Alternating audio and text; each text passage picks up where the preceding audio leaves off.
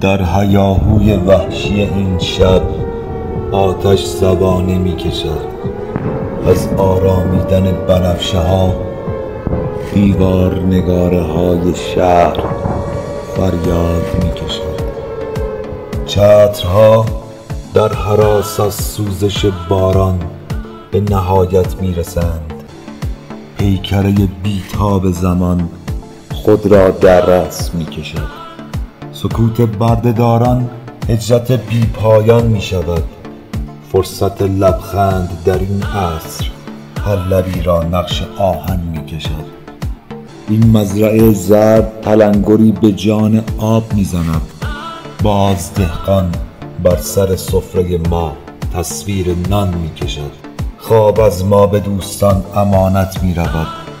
زنده ایم و هر مرده ای ما را به دوش می کشد.